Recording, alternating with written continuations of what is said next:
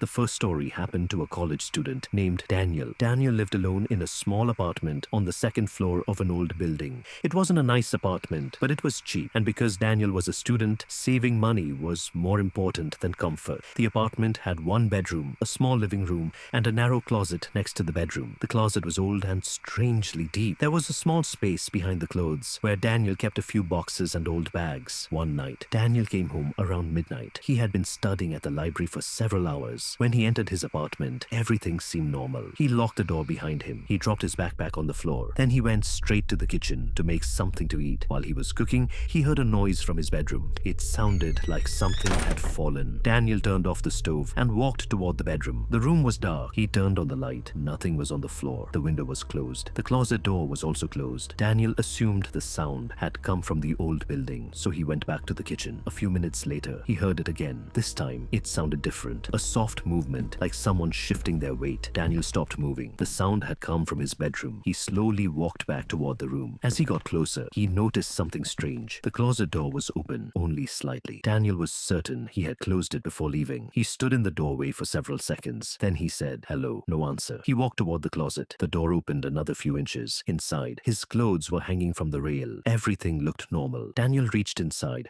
and moved some of the clothes aside. Nothing. He checked the floor. Nothing. He was about to close the door when he noticed a small space behind the clothes. There were several boxes there, but one of the boxes had been moved. Behind it was a dark gap. Daniel stared at it. Then he saw something. A small movement. At first, he thought it was a rat, but then two eyes appeared in the darkness. Someone was hiding behind the boxes. Daniel froze. The person suddenly moved forward. Daniel screamed and ran out of the apartment. He ran down the stairs and called the police. When officers arrived, they searched the apartment. The person was gone, but they found signs that someone had been living inside the closet. There was an old blanket, empty food containers, water bottles, and a phone charger connected to an outlet behind the furniture. The most disturbing part was that Daniel had lived in the apartment for months, and according to the police, the hidden space was large enough for someone to remain there without being noticed. The person was never found. But after that night, Daniel moved out immediately because he could no longer stop thinking about one question. How long had that person been watching him?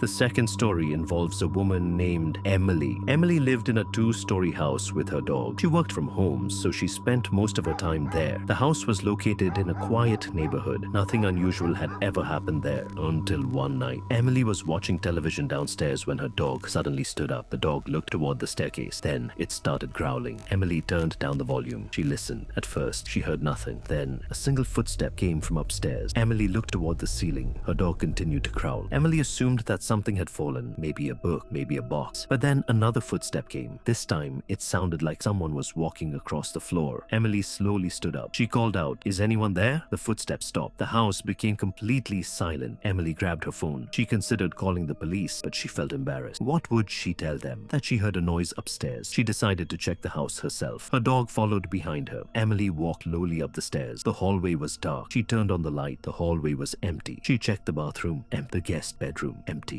Then she walked toward her own bedroom. The door was closed. Emily knew she had left it open. She stood outside the door. Her dog began growling again. Emily reached for the handle. Then she stopped. There was something on the other side of the door. A quiet sound. Breathing. Emily immediately backed away. She grabbed her dog and ran downstairs. This time, she called the police. Officers arrived within minutes. They searched the entire house. At first, they found nothing. But one officer noticed something unusual near the attic entrance. The attic door was slightly open. Emily had never been inside the attic. The officer climbed up. A few seconds later, he called for another officer. There was a small sleeping area hidden behind some old boxes, a blanket, several bottles of water, food wrappers, and a small flashlight. Someone had been staying there. But that wasn't the worst part. The attic had a small opening that looked directly down into the upstairs hallway. From that position, someone could see anyone walking through the house. The police believed the person had been entering the house through a damaged section of the roof. They also discovered that one of Emily's upstairs windows had been unlocked. Emily had no idea how long the person had been there, but she later remembered something. For several weeks, her dog had been staring at the ceiling at night. She had always assumed the dog was hearing something outside. Now she wondered if the dog had been hearing someone moving around inside the house.